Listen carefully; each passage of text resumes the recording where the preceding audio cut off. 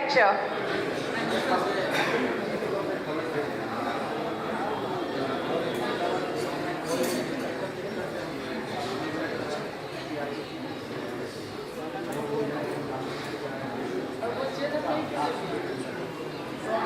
The topic for the next lecture is Hindi Heartland, Making and Unmaking.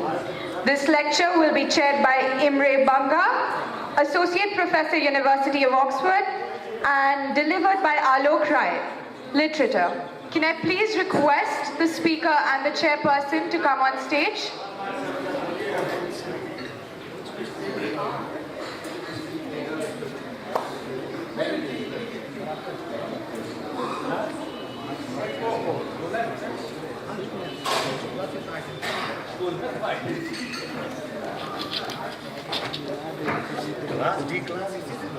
Can I request the chair to take over the proceedings? We should have about 35 minutes for the lecture.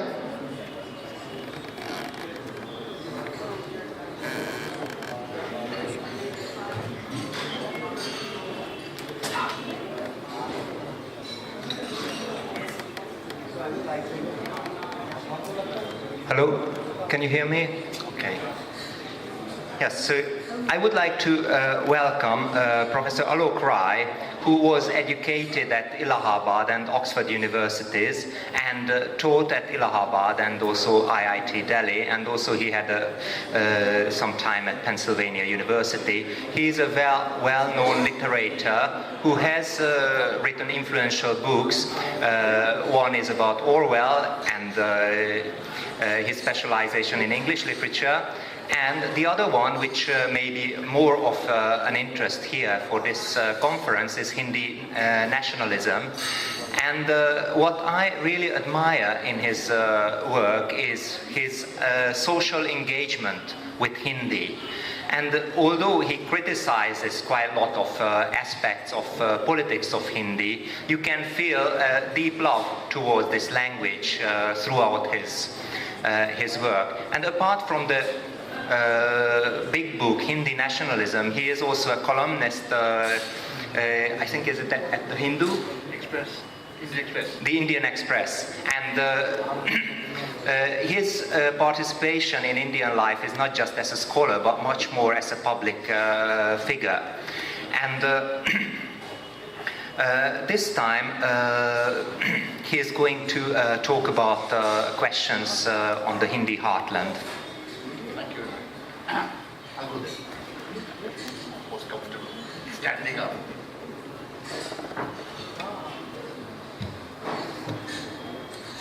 Can I remove this? I don't need this.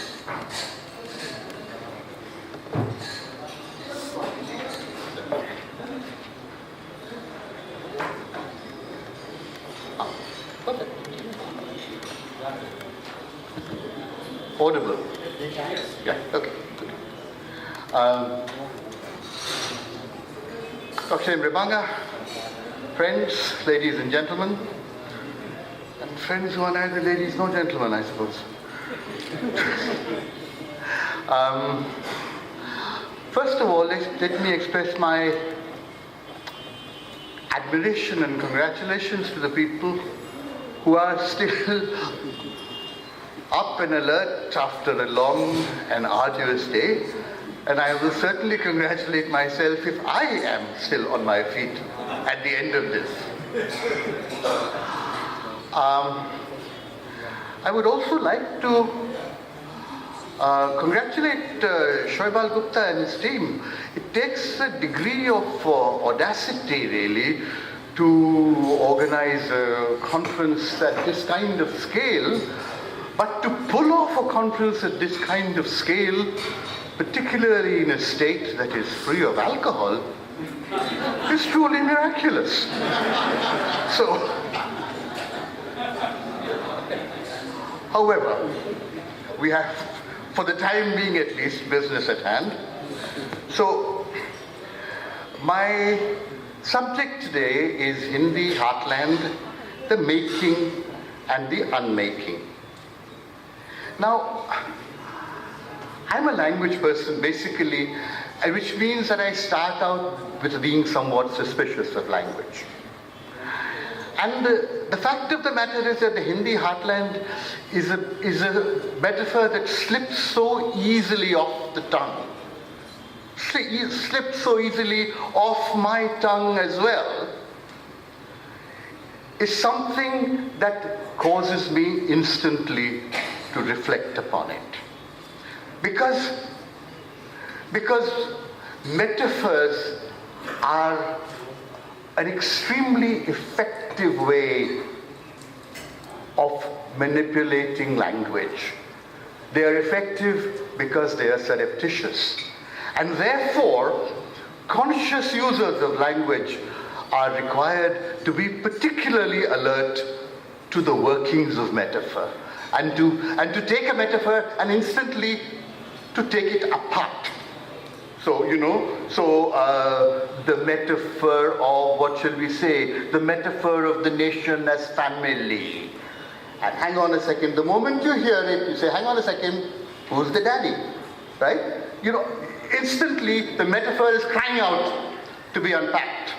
Or indeed the classic metaphor of the Purusha from the Veda, right? And it's a metaphor that has done its insidious work over millennia. Therefore, perhaps the metaphor of the Hindi heartland is, relatively speaking, innocent. Nonetheless, the task I have set myself today is to try and unpack this metaphor of the Hindi heartland. So the question I ask is, what is the work that this metaphor is doing? What is this? What is this Hindi heartland? What is the heartland of? Right? What then is the work that Hindi is doing in the Hindi heartland? There could be other ways of characterizing this space. So, what is the work that Hindi heartland, the word Hindi is doing in the metaphor of the Hindi heartland? Somewhere in there, I suggest, working away in the metaphor, which is simultaneously organic and geographical, there is the notion of a larger whole of a nation, right? It's the heartland of a nation. And implicit in the metaphor of the heartland, there is a claim. By definition, there is a claim. And the question that we need to ask is, what is the nature of the claim that is being made in thinking of the Hindi heartland as the heartland?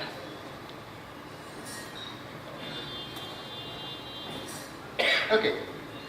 Now, even though the implications of the concept go far beyond matters of language,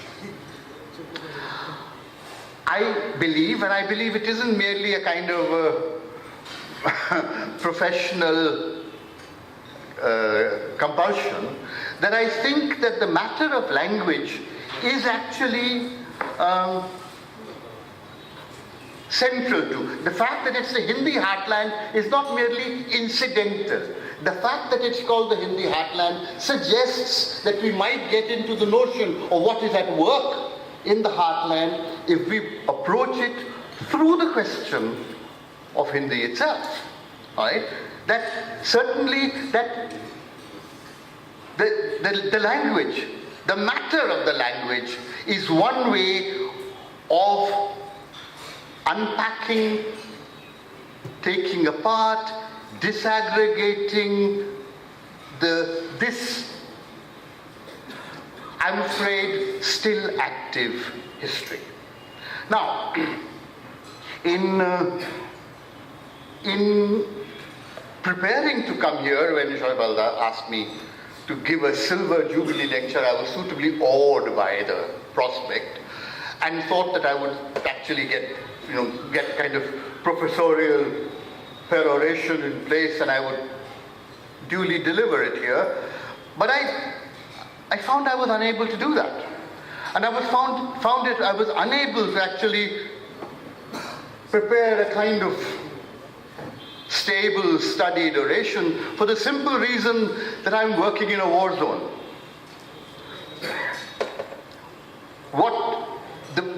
The place of which we speak is in a ferment. It's a war zone, and therefore the most that one can offer, the best that one can hope to offer, are sort of field reports. You know, that at about 6 o'clock on the 26th of March, this is what it looks like. So you know, what I'm doing should be thought of to some extent like a kind of field report on the Hindi heartland and the ways in which it's working. By way of sort of illustration, I picked up, just, off the top of my shelf, as it were, the most recent issue of Naya Gyanodaya had an article on "Ye khokhali Hindi hame khokhla kar degi." All right, and clearly again, so this is, if I may read some Hindi. अचानक हिंदी लेखन की दुरूहता और उससे कटते पाठकों की शिकायत के साथ एक लोकप्रिय किस्म की हिंदी लिखने का आग्रह बढ़ रहा है। सरल हिंदी के नाम पर साहित्य में भी ऐसी भाषा की वकालत की जा रही है जो अंततः हिंदी को दुर्बल ही बनाएगी, और यह हिंदी की दुर्बलता का नहीं, एक पूरे समाज के दुर्बल होने, उसका आत्मबल क्षीण होने का मामला है। So, again, what is happening through language is a kind of politics, and certainly that is the way in which it is being interpreted. I would suggest once again that even in sort of relatively speaking, this rather silly move of renaming Gurgaon as Gurugram, all right, it at one level it is a kind of a sort of foolish linguistic joke. On the other hand, it is not merely a piece of linguistic folly. There is a kind of deeper, insidious, dangerous, pernicious politics at work. And again, my attempt always has been to cut through what might appear sort of merely cosmetic, the vehicle of communication. What I am after really is what is being done through the language. So, I will not rehearse here the story of Hindi's many mutations. Right? That's something that I've done, and I'm delighted each time to discover that there are indeed people out here who are familiar with the telling of the story of the way in which Hindi's many mutations have evolved. So I will not go into that. Then again, at the meta level, there is, so to speak, the story of the stories. All right? The way in which these stories have evolved and interacted, and at this meta level, there are, so to speak, the kind of innocent readings of this history. So that, by innocent incidentally, innocent in my usage always carries quotation marks. Anything that claims to be innocent is instantly suspect. So there are innocent explanations and understandings of this history, and I suspect it. So that it was simply a matter of script, it was simply a matter of language, nothing very much about. Or indeed, this is the sort of the kind of, at one level, the kind of explanation that is offered. At another level, there is the rather grander thesis of the Navjagran. How, as it were, the consciousness of a people is aroused in the aftermath of the violence of 1857, and how a new social consciousness takes birth, and so on. All of you are or should be familiar with this history. It is absurd. It just simply does not stand examination. And this morning, in fact, Professor Dalmia spoke about 1857 and the violence of 1857, and the fact that when we think of the violence of 1857, the place which bears the burden of that violence is the Hindi heartland. It doesn't happen in Tamil Nadu. It doesn't happen in Punjab. It happens here. And therefore, it is the question of 1857 is crucial to understanding what we have become. Right? There are, on some other occasion, we can talk about the necessary amnesia that surrounds 1857. The reason why we have not actually called it to mind collectively as a society, we have not actually thought about 1857 and what 1857 has done to the heartland. But the fact of the matter is that these are post-traumatic societies. They are formed in the aftermath of horrific violence. And indeed, in writing about it, I thought about it,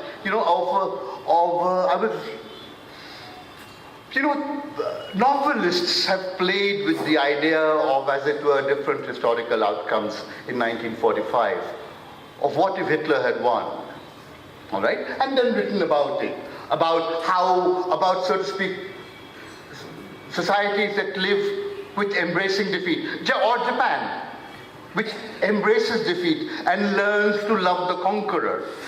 And clearly, something like that has been at work with us as well. We are a post-traumatic, we in the heartland are members of a post-traumatic society and its consequences. Okay, so simply that the story of the formation of language is not an innocent story, and anyone who tells it innocently is trying to conceal something. So, simply. Okay, so as I said, I would try and work away at this metaphor of try and unpack it and to examine the nature of its claim. Now,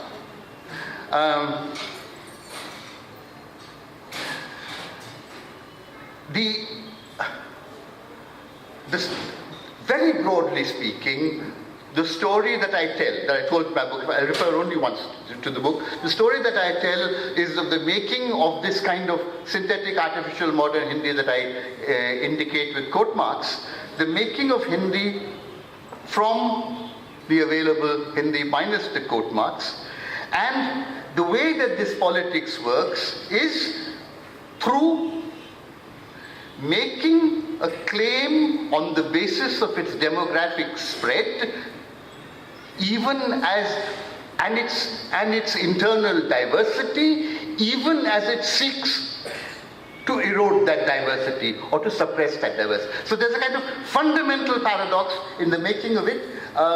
Someone this morning also referred to Grierson's thing on the Hindi language includes 49 mother tongues, creating a statistical majority. If this kind of clustering is not done, the linguistic demography of Hindi will be different. Of course it will be different. And one can see why, at what level this kind of clustering happens, so that at one level, I think writing about it actually, someone has said that, that when one moves back in history, Hindi expands and includes its vast cultural heritage, which of course is not in Hindi. It is in Braj, it is in Awadhi, it is in Maithili, it's and so on. And however, the way the politics of this works is that as we move nearer the present, Hindi contracts and all these become dialects. Okay, so now Hindi's claim, the politics of Hindi, the way it works, is based on an enormously influential culture, all right, the kind of nice sense of heartland, so to speak, based on the claim of a culture of more or less harmonious diversity, on traditions of coexistence. Now, I certainly do not wish to romanticize the culture of the heartland of coexistence, because I do not wish to suggest even marginally that these cultures of coexistence were either characterized by justice or by equality. Obviously, there are many, many things to be said about the culture of the heartland itself, but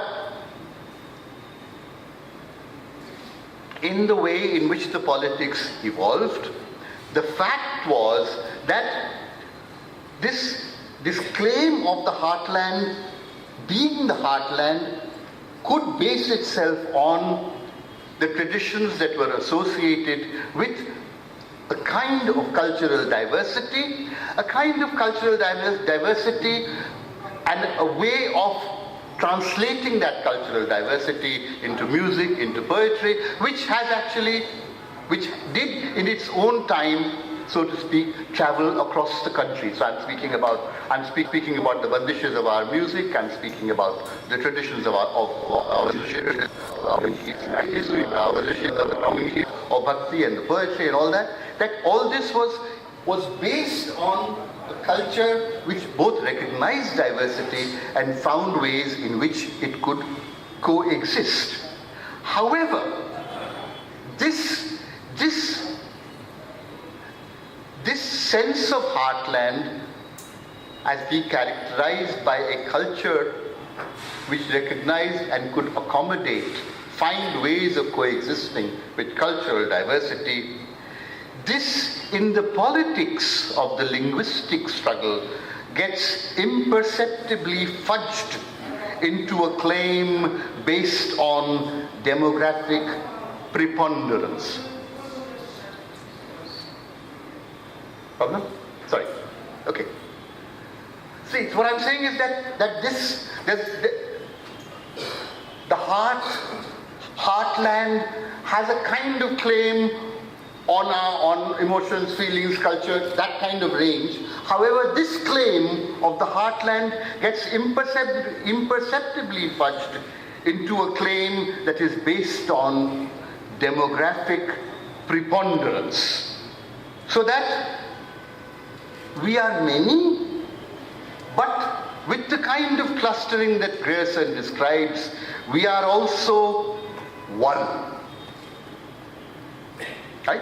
So that, I mean, in the petitions and all that are happening in the late 19th, early 20th century, the fact is that the heartland becomes the heartland because it is demographically preponderant. Now, what has happened in this, I want you to think at the level of the metaphor, that the heartland, which stood for a kind of emotional resonance, has now acquired a kind of cardiac centrality. You see, there's something else that is moving in the metaphor. So that it is the heartland because it is what is finally decisive. Do you follow? So that which is the heartland because of the strategies of emotional accommodation, coexistence, of both living together, becomes something that is central in a kind of cardiac sense rather than in an emotional sense. I'm suggesting that is what is at work here. I wanted to read something here briefly before I return to my notes. This is something I wrote long ago. I'm just actually slightly disturbed by the fact that it still continues to be relevant. This heterogeneity and difference has led over centuries to the evolution of strategies of accommodation, of living together. It has also produced possibilities of conflict within which that same specific internal differentiation creates under changed political circumstances. Possibilities of irreconcilable conflict, of unending civil war. that the exercise of power by any of the contending parties cannot resolve the issue, and none of the contending parties to any of the many conflicts have the option of going away. The example I had in mind was the Tamil Brahmins of Tamil Nadu who were 2% and could move away. But I'm afraid nobody here has the option of going away, so to speak.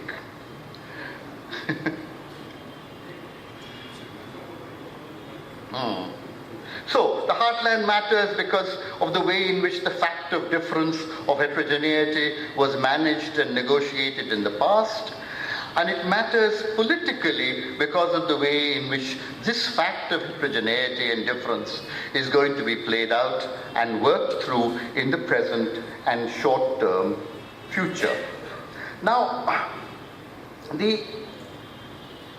when in fact the claim of the heartland, so to speak, is surreptitiously rendered central in a kind of cardiac senses, that it acquires a kind of pan-Indian dimension, so that it becomes a kind of nationalism, all right? And given the circumstances, the historical and cultural conjuncture in which it is arising, the pan-Indian imagination that works is unmistakably Savarna Hindu, so to speak.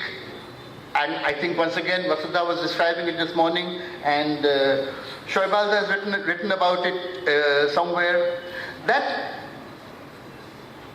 the way in which the pan-Indian nationalism is imagined in the heart of the Hindi movement is an unmistakably upper caste imagination. So it is Brahmin, Thakur, Banya. Okay? Once again, these figures are from Shoibal's paper on the heartland. So Brahmins are 12%, Banyas are 15%, Thakurs are so much percent. All right? So that the concentration that you get in the Hindi conjuncture of the upper caste of the Hindu Savarna is unmatched anywhere else in the country, right? And I would suggest that this upper caste predominance determines the nature of the imagination of the national. The way in which the nation can be imagined is determined by the fact that the imagining is being done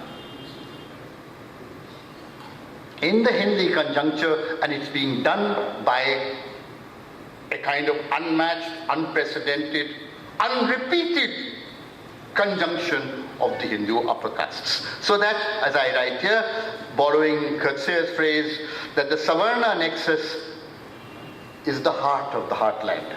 The real heart of the heartland is this nexus of the upper castes. And Hindi, obviously, is a crucial part. The making of Hindi is a crucial part of the making of this conjuncture. Okay. How am I doing for time? 5 minutes. Okay, good. I thought cut time. Okay, good, not bad. So, what we see is a kind of not surprising consubstantiality, because they're made of the same substance, between the nation and its corresponding language. The Rashtra Bhasha and the Rashtra. The Rashtra of a certain kind has a Rashtra Bhasha of a certain kind. A Rashtra Bhasha of a certain kind produces a Rashtra of a certain kind.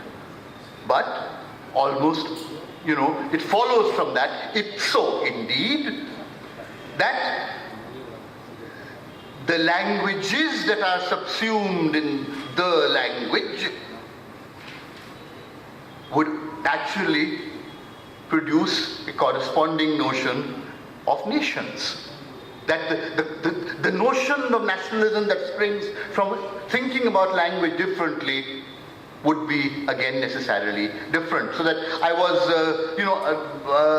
I was at a conference some years back actually, wonderfully named conference, but a wonderful conference also on Bhasha na samjhi jane wali bhashaएं. All right, and particularly here, I don't have to explain that any further. All right, so that basically, a language is a dialect with an army, as they say, right? So obviously, the question of the dialects, the question of the questions that were shelved in the urgency of the immediate political conjuncture, the immediate linguistic conjuncture in around 1900 with MacDonald and everything else, all right? All those are things that are waiting to emerge, that are still, and they are already beginning to bubble again. So that we see in the emerging form of the politics of the Hindi heartland a reassertion of the diversity that was both claimed and also sought to be suppressed. And I dare say the desire to suppress is not something that has disappeared. It will reappear in many different forms. The homogenizing impulse is still active, and it's a matter of remaining alert to the ways in which that homogenizing impulse would work, to return again, finally, to the metaphor of the heartland and the way it works. So I was thinking about it in two ways. Either I thought of whether the heartland metaphor should be replaced by the millstone metaphor. If one wants it as a kind of cardiac, working like on the kind of cardiac axis, then the heartland is a millstone. Or alternatively, alas, I thought, particularly given my time of life, I thought indeed, if there's a heart, there might well be heart disease. So that if it's a heartland, it might be a sort of diseased heartland. So I'll stop here. Thank you very much.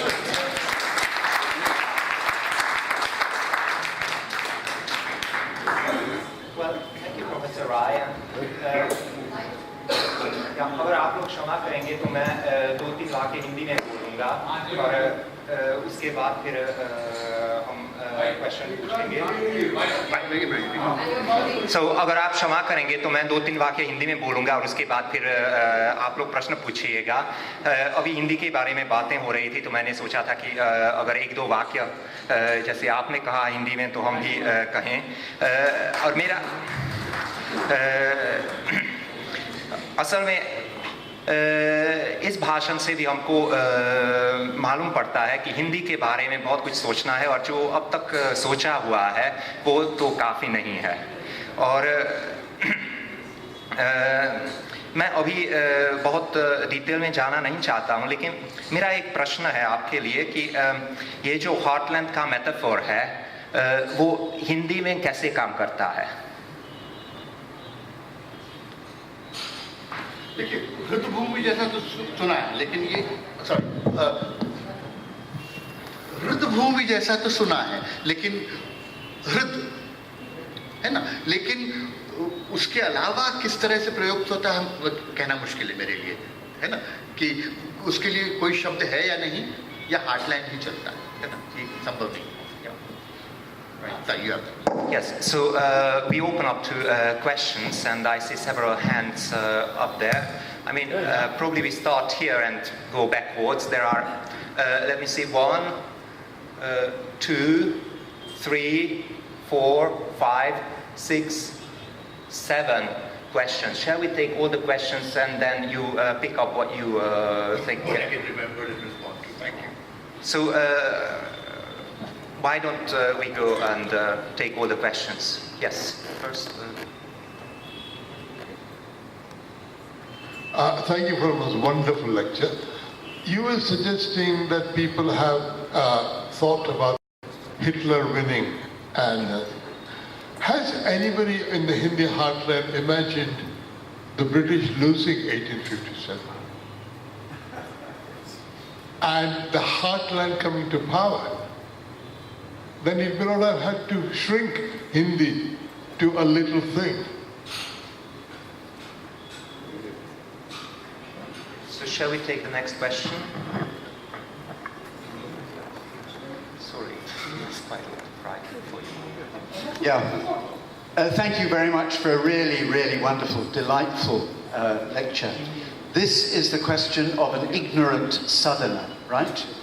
I've come to be aware very much today that though I have been coming to a geographical space called India for very nearly 50 years, because I mainly go to the southern part of this geographical space, there's an important sense in which I feel I've never been to India.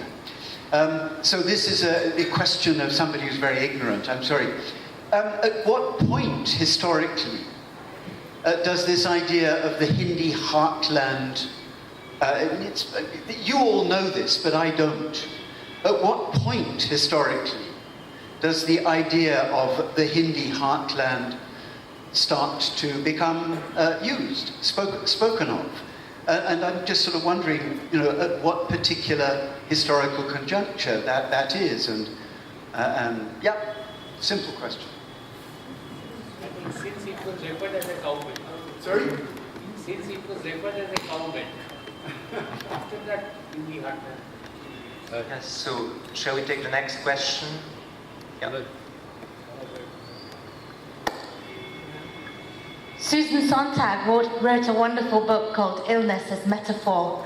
She was referring mainly to HIV and AIDS. Susan Sontag wrote a wonderful book called Illness and Metaphor.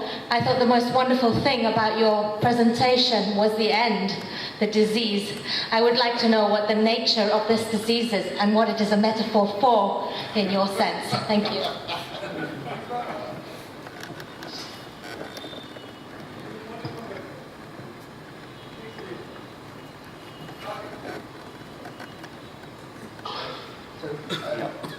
Alok.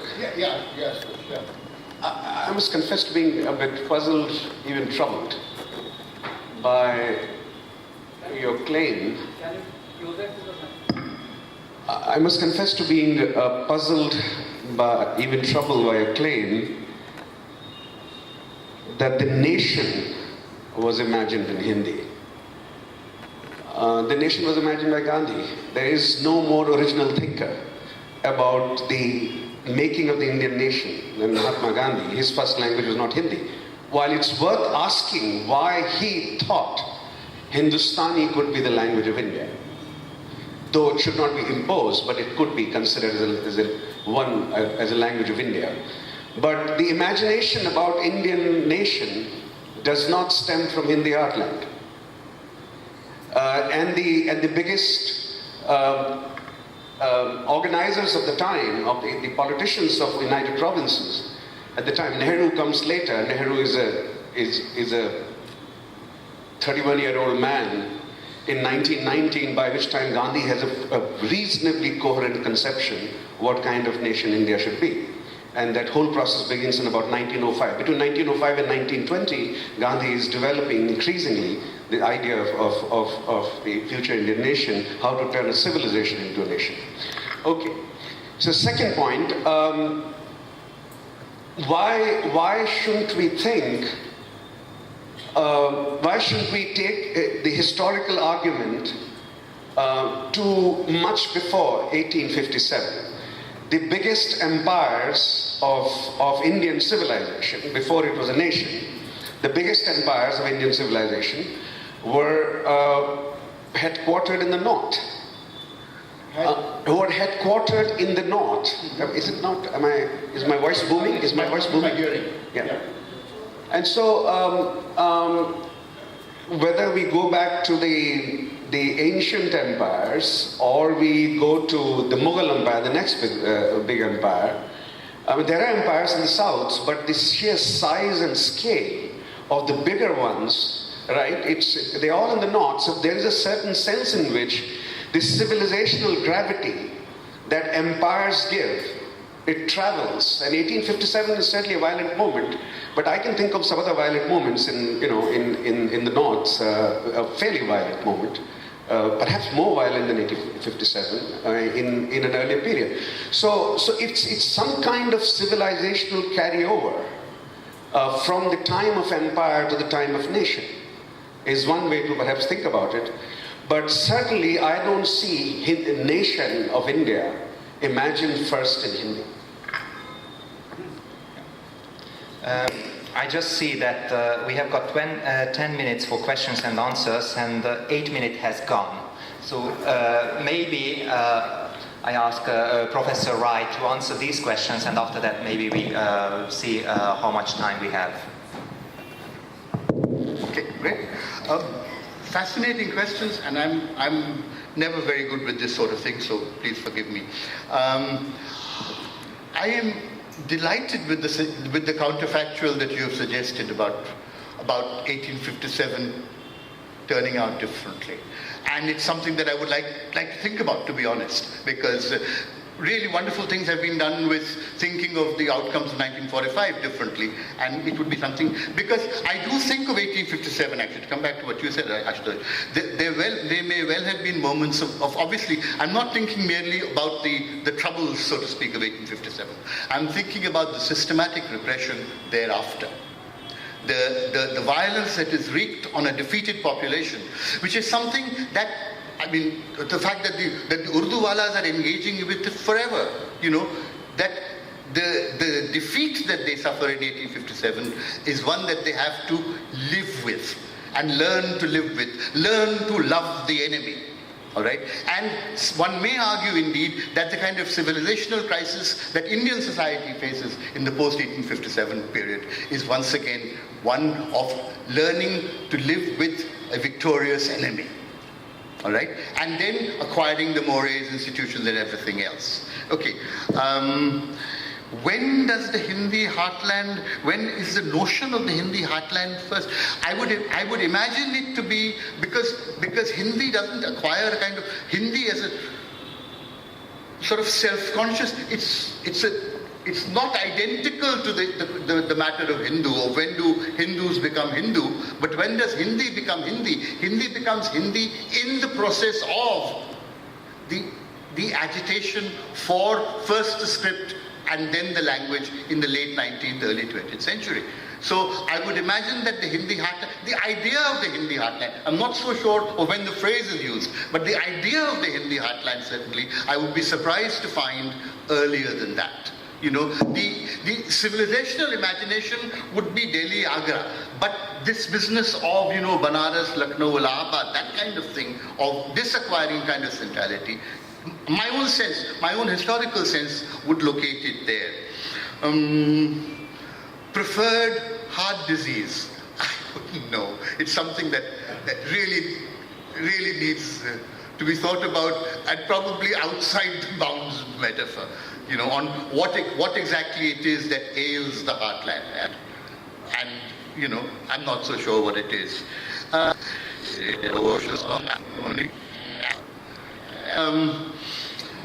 As far as the imagination of look, I would be far from contending that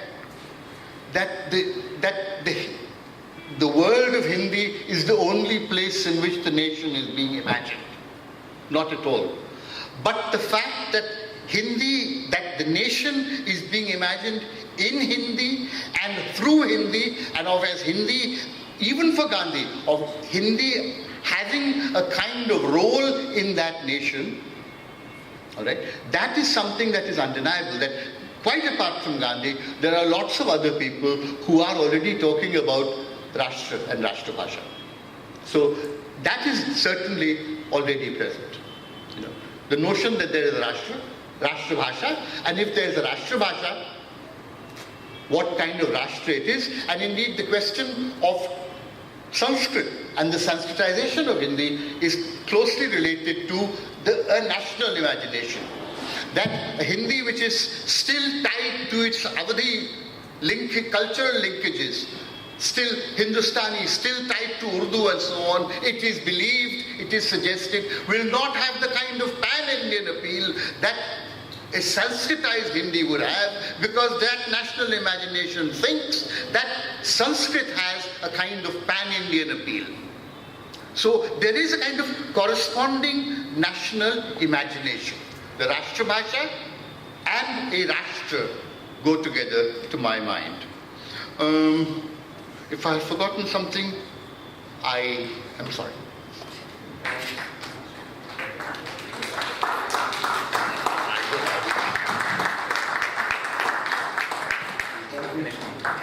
Okay. We finished on time. On time? Okay. Thank you very much.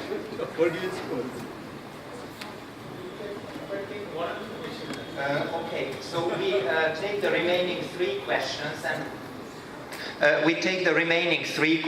then, but I will ask everyone to be brief with their questions so that we don't run out of time too much. There were three questions somewhere at the back. I see one hand over there, another hand here. Okay, then these two questions, and there is a third. Two hands at the same time. So there are four brief questions then, please. Professor Rai, who said that Hindi was cultivated by forward castes, Brahmin, Kshatriya and Baniya. And accordingly it became in the heartland. So what will happen to this heartland in the age of politics dominated by backward and scheduled castes? Okay. My second question is that you didn't mention Kayasthas in your speech. Okay, who has been probably the most important creator of Hindi language and Hindi nationalism.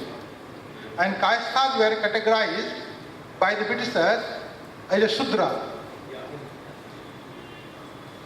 Okay, shall we take the other three questions and then you answer them together?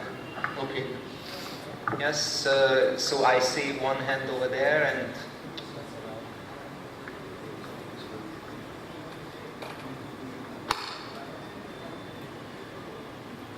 In India today we see like the rise of dialect communities asking for the separate statehood. A very pertinent example would be of Bundelkhand. So as a specialist, I would like to you to comment, how do you differentiate between a dialect and a language? I suppose Hindi translation would be Bhasha and Boliyan. So this is one. And second, a small comment, sir. You referred to the upper caste being responsible for, amalgamating the local dialects. But was it upper caste or upper caste middle class? That would be the question, because I suppose that this Khadi Boli was the language which was used by the middle classes belonging to the upper caste living in urban India, not in village India. Yes, and can we have the hands up, please, for the questions so that they can find you with the microphone? Yes, hi. This is just, the question of imagining a nation. The Rashtra Bhasha and the Rashtra, of course, are linked, and I completely agree there. I was thinking whether there is a very clear notion of the nation and whether it's supposed to be permanent, or does it change as the concept of the Rashtra Bhasha also changes, because nation and nationalism are so closely linked. Do we imagine the nation as we change ourselves? And I saw one more hand. Is there any more question? Yeah, there is one at the back, and I think that will be the last question.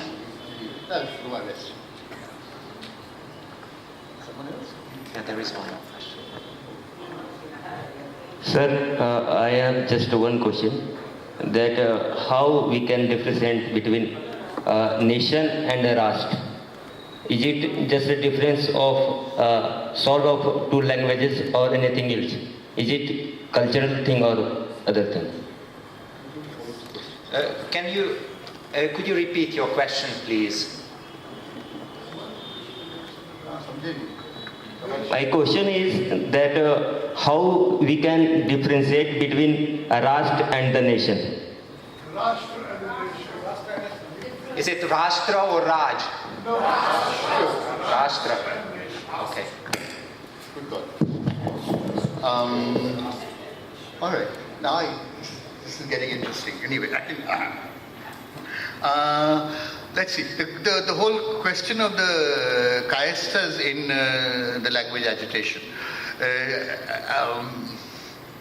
Quite simply, it can be done. One can, and I probably in Bihar in particular, one should probably have focused it through. It is very clearly the kayasths are.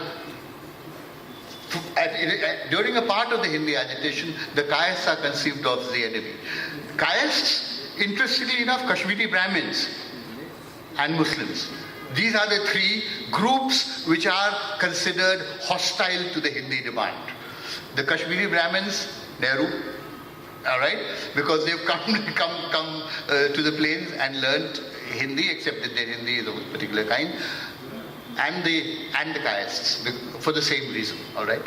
So of course it can be done, but the fact of the Brahman Thakur Banya being crucial in the making of Hindi is very, very evident. I'm sorry, I'm getting a little tired here. And basically, is it only a question of the middle class's language not being the, there was a question there about that the Hindi that was made was the language of the middle class. It was nobody's language.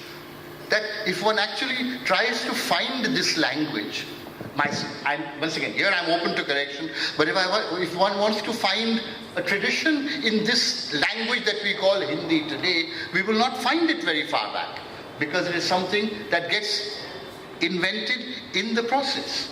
That one will find, correct me if I'm wrong, but that is my sense of it.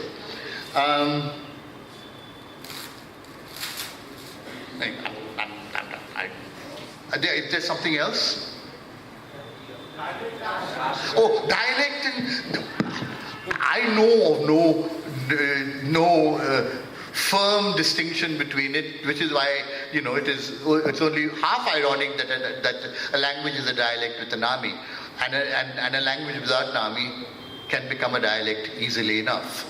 So it's merely a matter of power of what gets recognized, and this business about bhasha and boli is something that is, again, you see, there is an attempt to reduce it to questions of script or having a written literature, but the fact of the matter is that Braj is called Braj Boli.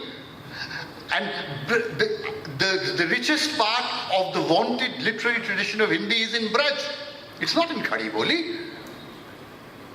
But Braj is called Boli. So I don't think the question of language and dialect can be considered separate from the question of power. So, thank you, Professor Rai.